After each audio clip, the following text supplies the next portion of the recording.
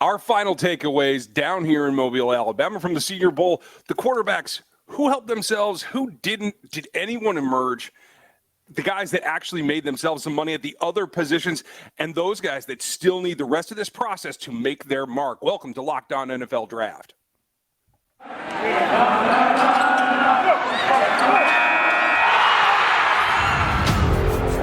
You are Locked On NFL Draft, your daily podcast covering the NFL Draft. Part of the Locked On Podcast Network, your team every day.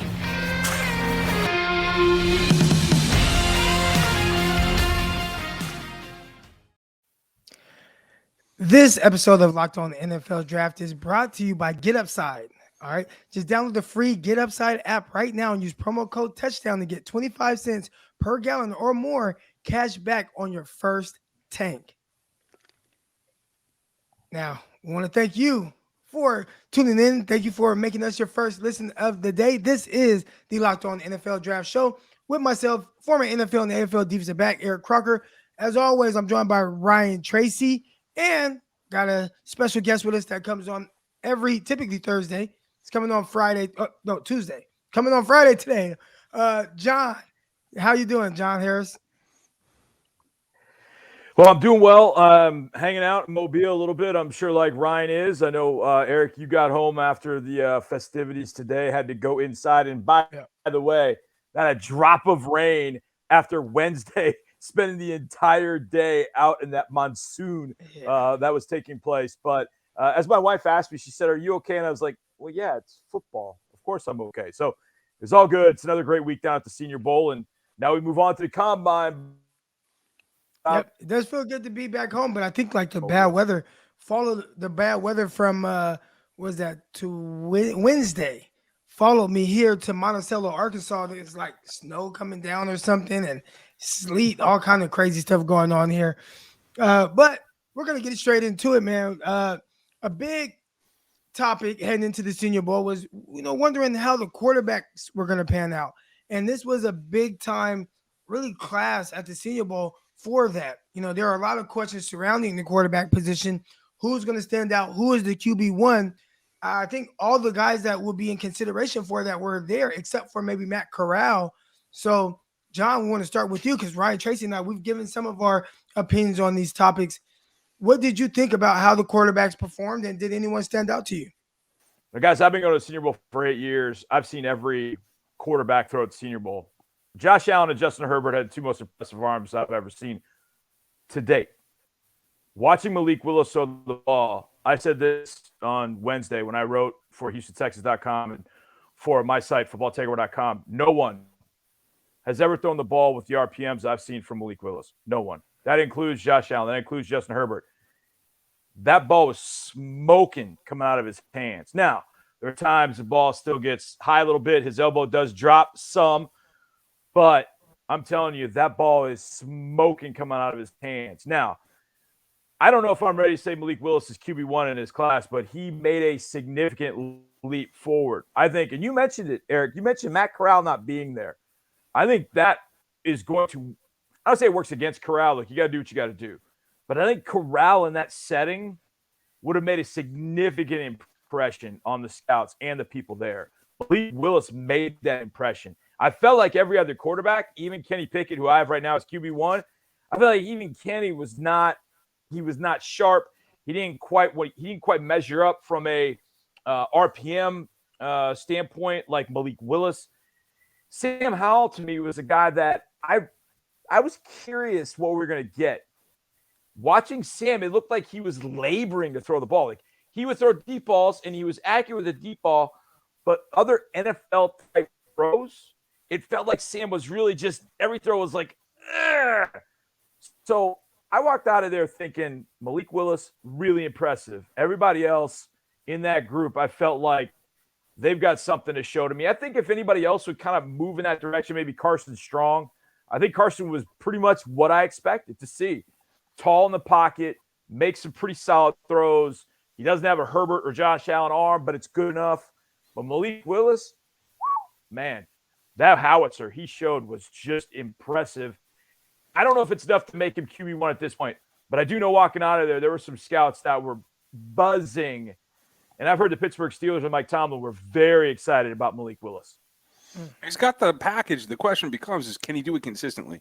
And that's what I Yes. watched up and down all week long. And yes, the highs were high, but the lows were low. We've talked about that a little bit already.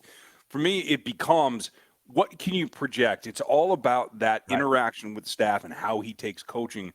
I look to hear more about that as they get to the combine. We have some more interviews and that kind of thing. But your impression from what you heard from scouts, is that on a positive? Yeah, it's on a positive that teams – and you guys have been around the game, so you know this. And having been a coach, I always felt like as a coach, I could fix anything. Oh, give me that guy. I can fix what ails him.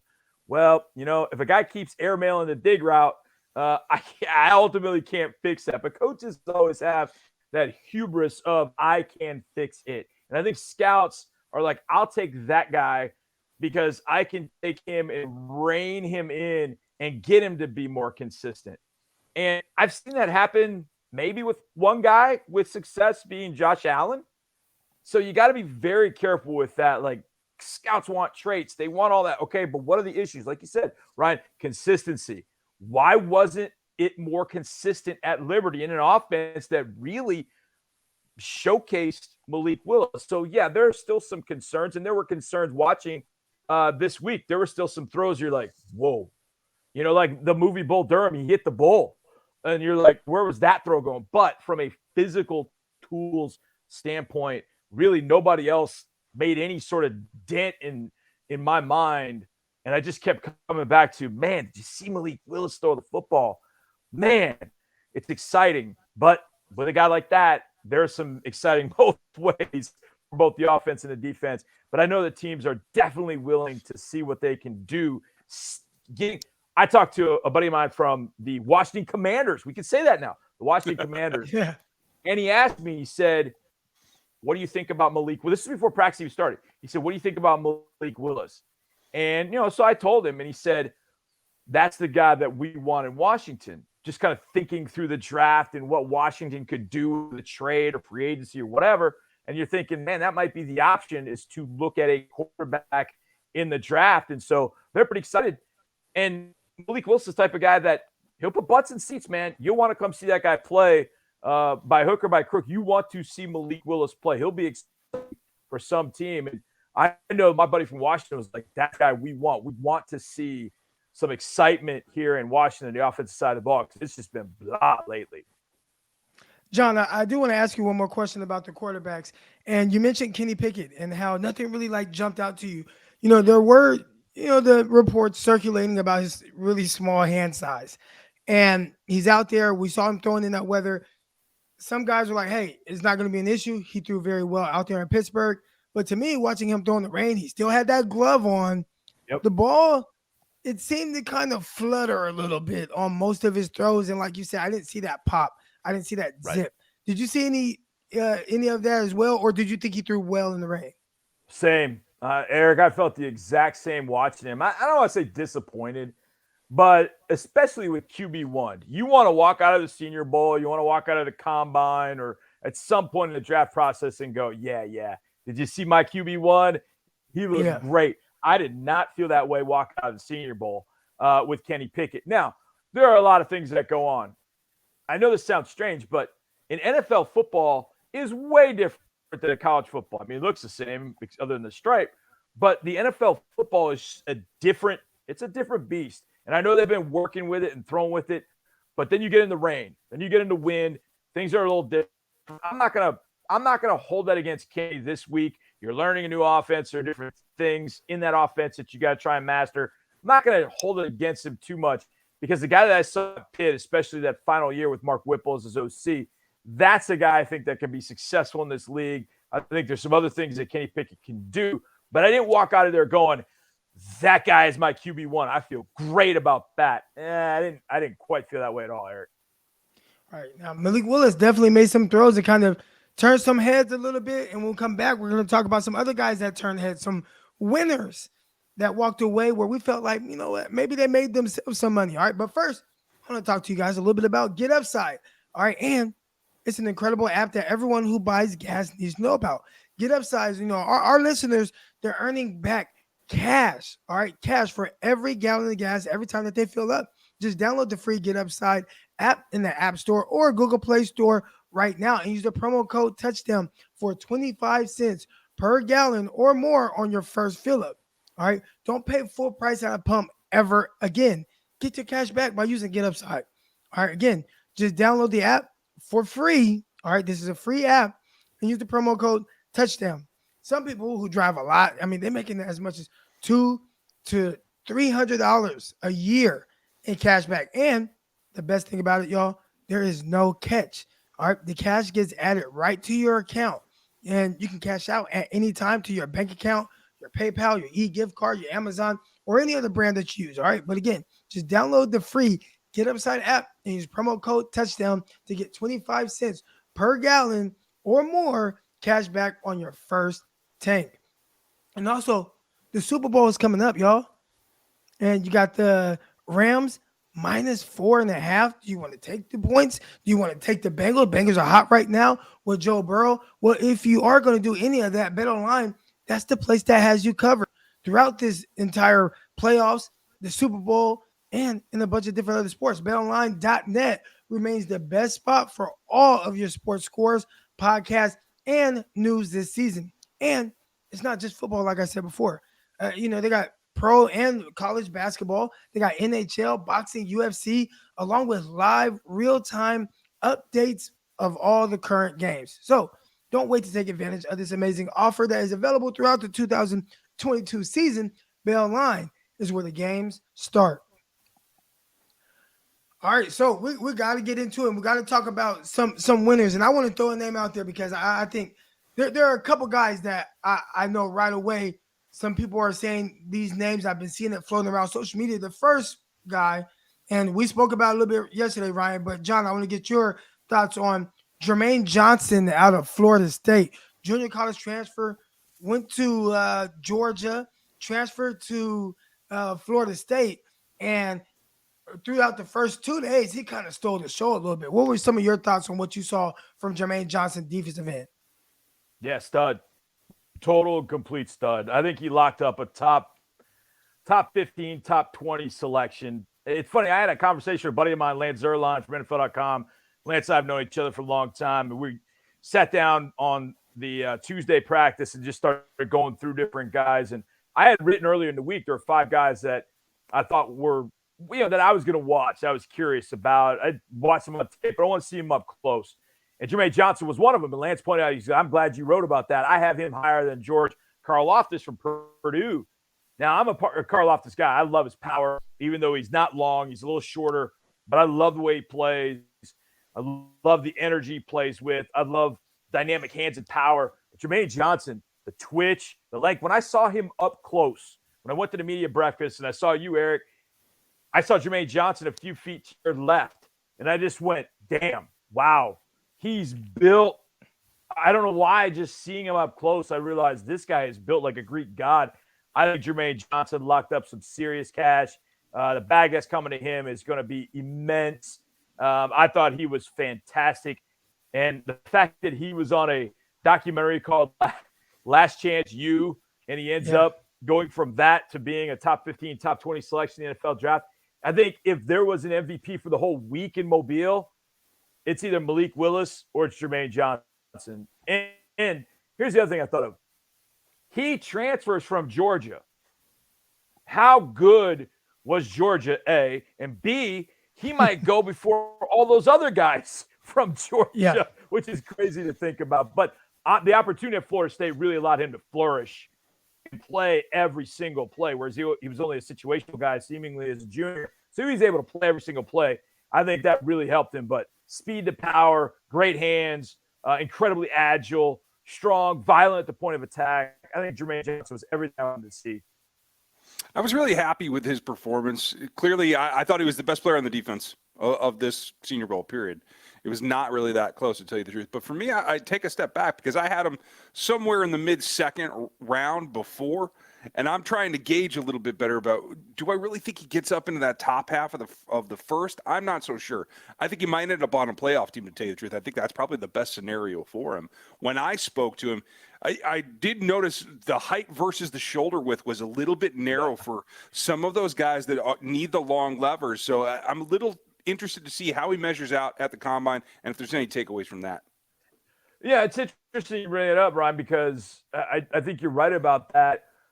The sad thing is, and I think about this a lot, especially with players like Jermaine Johnson that have been incredibly productive. I keep thinking, man, y'all gonna let this guy follow the Patriots at pick number 20 or whatever? Y'all gonna let him get there, and you're gonna let Belichick work with a guy like Jermaine Johnson? Y'all gonna screw this up?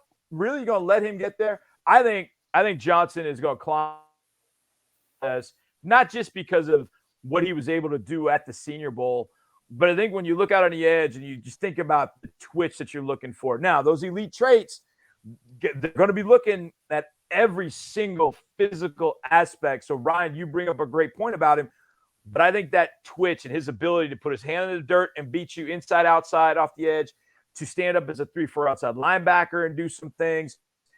What I saw from him up close and personal put him – I mean, when I think about anybody else in that position in the Senior Bowl, look, Kingsley and Egbury from South Carolina, I thought was very, very good. But from a twitch level, coming off the edge, there was really no comparison to anybody other than Jermaine Johnson. And if he gets into the 20 range and he's going to a playoff team, I mean, again, think of the playoff teams.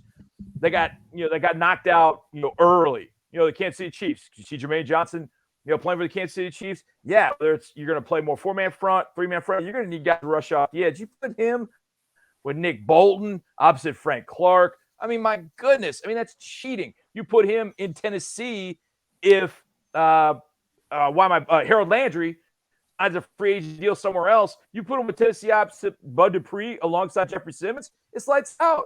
It's lights out. So there are a lot of different things I think Jermaine Johnson's going to have at his disposal, and it might be better for him, to your point, Ryan, to end up in the 20s, to go to a playoff team where he's more ready to contribute to a playoff team and be a winner right away. Mm-hmm. Now, there was another guy that really kind of stood out. You see a lot of people posting about him, and I feel like he was definitely a big riser, a big kind of making money, because not so sure this guy would have got drafted. I'm talking about Christian Watson, a receiver out of North Dakota State, measured in extremely well, 6'4", even 211 pounds. And each day he did a terrific job of making plays. Today, obviously, I'm finally back home, but I see him underneath that in that indoor practice field or whatever you want to call it, making plays on the goal line. Tons of videos coming out about him. And the reason why I say I think he made a lot of money, because he potentially could have been a guy that goes late day 3, but now he has an opportunity, especially if he runs well at the combine. People think he's a low 4.4 type guy and has that type of speed. If he does that, do you think he really helped himself with his draft stock this week? No doubt. Absolutely no doubt. I thought he was the MVP at the wide receiver position. The other guy that I would say that made some money this week at the wide receiver position might be a shock to some, but it was Calvin Austin III, slot receiver out of Memphis. I mean, he turned the one-on-ones into his own showcase. Like you were going to try and man him up, and he was going to spin you around like a top. But I thought Christian Watson was the MVP of the wide receiver group. And I think I told you guys this. I started on my draft board, on my bios, I've started going through and finding the high schools and where guys come from, because that matters. Like Nick Benito played at St. Thomas Aquinas down in Florida. Like that matters, because I've coached in Florida. I know how players from St. Thomas Aquinas are respected. Well, as I was doing it for Christian Watson, I realized, holy cow, he's from Florida. He's from Plant High School in Tampa. And do you grow up in Florida? I know you end up at NDSU, but you can run, and I know he can run. I think he was a 200-meter track champion in high school at Tampa Plant. So he can move. And he said Wednesday at the media breakfast, he wanted to show that he was more than just the human 9 route. Oh, yeah, well, we know he can run the 9 route. He can run the 8. He can do the deep stuff. He wanted to show he is a complete receiver. And I thought the day he stood out to me, Eric, the most was in the rain. Man, receivers looked like just flopping fish trying to catch the football. And there's Christian Watson making, contested catches, balls that are behind him. He's making those plays and making those catches. And you look up and go, he's 6'4", 211. Dang, I always liked him at North Dakota State, but I didn't realize he was going to come in at 211 and still be able to move the way that he was. I felt like Christian Watson made some money. He is my MVP at the wide receiver position. I loved what he was able to bring. I walked out of there not really happy with the receivers for the most part. I didn't love a lot of what the receivers did. I like Vince Jones from out of Tennessee. I think he's smooth. I really like Jalen Tolbert. But I didn't walk out of there thinking, man, these receivers are killing it. But I did feel like Christian Watson was the top of the class, and I didn't even think it was close. That was one of the easiest MVPs by position that I was able to. I just stuck him in there and knew that was it. Some of the others I struggled with, Christian Watson was, to me, without peer at the wide receiver position this week. Right, and there were some other guys that stood out as well. Boya Mafe, we talked about him out of Minnesota. Yeah. He did a terrific job during one-on-ones. Ty Smith out of Ohio State, also playing on the defensive line there. He did a terrific job as well. And when we come back, we're going to talk about some guys who might need, the rest of this process to really start to kind of boost their stock. Maybe didn't quite take as advantage of the opportunities we thought they would. But first, I want to talk to you guys a little bit about Built Bar. All right, and it's a new year, so you know what that means. New Year's resolution. And if yours is about getting fit and eating healthier, make sure that you include a Built Bar into your plan. Built Bar is a protein bar that tastes like a candy bar and, really kind of maybe better than a candy bar. Built Bar makes it easier to stick to your New Year's resolution because it tastes so good and you'll want to eat it. Unlike some of these protein bars that are like chalky or waxy, it tastes like a chemical pill. All right, you want to eat healthy, but it gets boring, especially by like week 3, and you start to think to yourself, this isn't worth it. Where's my chocolate? All right, well, Built Bar is covered in 100% real chocolate. And not only that, has 130 calories, 4 grams of sugar, 4 net carbs, and 17 grams of protein. Compare that to any candy bar, which usually has around 240 calories, 30 grams of sugar, and dozens of net carbs. It's not good. All right, and here's an idea. All right, especially if you're on the road, we got our guys still down there in Mobile, Alabama. Sometimes it's hard to eat good. So what do? Take a Built Bar with you. Pull that out of your backpack. A lot of scouts walking around right now, they got their backpacks. They have snacks in their backpack. Well, hopefully they have Built Bars that they can include into their workout plan. And if you're not really a big workout type person, you can at least eat something that tastes good and is good for you. That way, when you enjoy a delicious Built Bar, you can almost count that as a workout. All right. And there's so many flavors to choose from. Coconut almond, peanut butter brownie, raspberry. My favorite, really my favorite too, cookies and cream and salted caramel. And they have mint brownie as well. And many, many more. In fact, they're always coming out with new limited time flavors. So I have to tell you where you can find all this good stuff. Go to built.com and use the promo code LOCK15 to get 15% off your order. All right, again, use promo code LOCK15 for 15% off at built.com. All right, guys. Ryan, I want to start with you and really kind of jump into maybe some guys where you felt like, I wanted to see a little bit more from this guy. Who's that one person for you? Or two? There's two, honestly, at the premier position because, like we talked about before, Malik Willis won this visit down here, right? I felt like I expected more from Bailey Zappi. I thought he showed a little bit on day 3 indoors. I don't know exactly if I'm comfortable with what that says about him. But he and Desmond Ridder, I felt like came in here and he's leaving at the same level with the same evaluation he was before. And I was looking for more from both of those guys. What about you, John? Well, the guy that one of the top 5 guys I think I had at this draft or at the Senior Bowl was Trevor Penning, the offensive tackle from Northern Iowa. And I walk out of there still a fan of Trevor Penning, his film, his athleticism, just watching him. You could tell he's got the athleticism, but I thought there were times that edge rushers for that national team really gave him fits. And I walked out of there thinking I might be a little high on Trevor Penning. I knew he had a little bit more success today inside. He took Ty Smith from Ohio State and tried to plow him through the dirt. But overall, I walked out of there not as excited about Trevor Penning. And to Ryan's point about back, I didn't feel great about Sam Howell there either. I thought I was going to watch Sam Howell up close and feel much better about, okay, he's got NFL arm. He can make NFL throws. It just felt like every throw he was laboring to make the throw, and it just seemed so hard for him that I walked out of there going, man, I know he's probably going to get drafted in round 2, but if I'm a decision maker and I've got a quarterback need, I don't know that I feel great about making that selection. I know he's got all the intangibles and he's tough as nails. He ran the ball well, but man, I didn't come out of there feeling really good about Sam Howell at the quarterback position either. Right. Yeah. And there were a couple guys, for me, obviously I pay a lot of attention to the wide receivers, the defensive backs. And there was a cornerback that I was looking forward to seeing, Gregory Jr. out of Ouachita Baptist. And, I wanted to know why he was there. A guy coming from a smaller school, Division II. Hey, this is a huge opportunity to take advantage of and really kind of solidify yourself as someone that potentially could be drafted if you weren't on guys' radars before.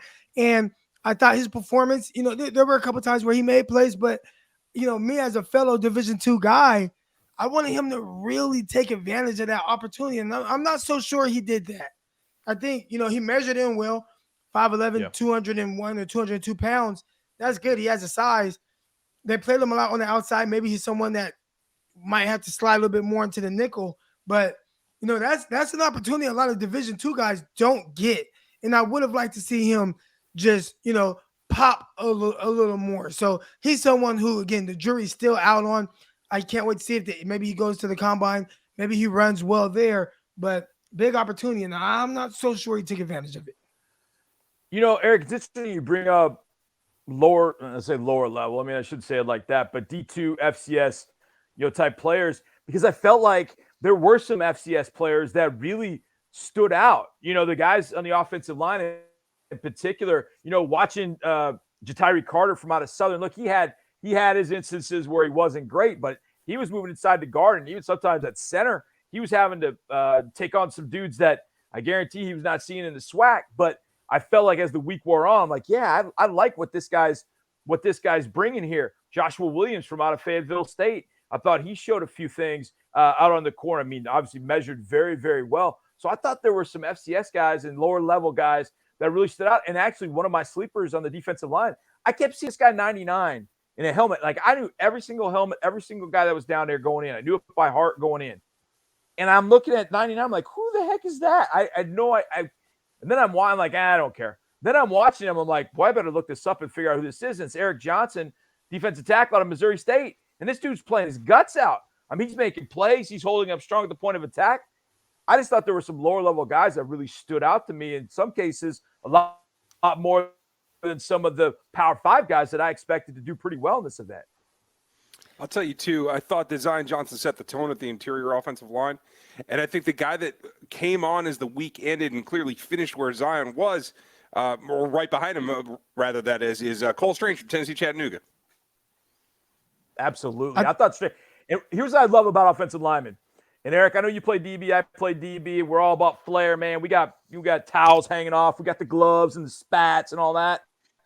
Cole Strange walks out there, no gloves, no elbow pads, just bare arms, ready to rock.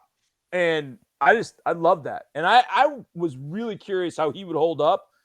And I think we found out something about Cole Strange because he was doing one-on-ones with Logan Hall from Houston. And Logan crossed him up. Or on the first rep, he was in the shade, and Cole couldn't get over there enough, and Logan beat him. So they came back for a second rep. Logan tried to cross him over from A-gap to A-gap, and Strange just locked him up. And Strange got all fired up, slammed the football down, and that got everybody going. So they went for a third rep, and I was like, that's the kind of thing I want to see in a lineman, no matter what school they've played at. It doesn't matter. You went to UT Chattanooga or you went to UT. He's out there competing. I loved seeing Cole Strange. I thought you're dead on, Ron. I thought he had a really there was one other guy I definitely wanted to talk about, or at least just kind of give him his props. We're talking about some guys that were winners, some guys that maybe didn't really improve any of their stock. But Jesse Lukita, am I saying his name right? Out of Penn State. He was wearing number 40, linebacker. He was doing a lot of rushing off of the edge. I thought he did a tremendous job. Goodrich, the cornerback out of Clemson, he's another guy who I thought did a really good job of showing some outside ability as well as nickel, was extremely competitive in one-on-ones. And one more guy, my guy from Auburn, cornerback. Roger McQuarrie. Roger McQuarrie, short arms, small hands, slight build. What are they gonna, how are people gonna think about him? They play him inside, they play him outside. I thought competed. And again, I don't know if he moved the needle on one way or the other with his performance, but I thought overall he showed versatility. NFL teams are gonna like that. I thought he showed versatility in games. I wanted to kind of give a shout out to a few of those guys before we got out of here, but that's going to do it for today's episode. We want to thank you for making us your first listen of the day. John, I appreciate you coming on. We got Ryan. Appreciate you, as always, my co-host. And we appreciate y'all, every one of y'all that listened throughout this week. If there are any other questions or any prospects that we didn't touch on that you guys would like us to mention, feel free. Shoot us some tweets at Eric_Crocker, at Ryan Tracy NFL, and let us know who are some prospects you want to hear from. I think we're going to start getting back into our 3 for 3, where we profile 3 prospects and really start to give our analysis on those guys. So you guys can stay tuned for that. That should start kicking off next week. But that's going to do it for this episode. We are signing out. Peace.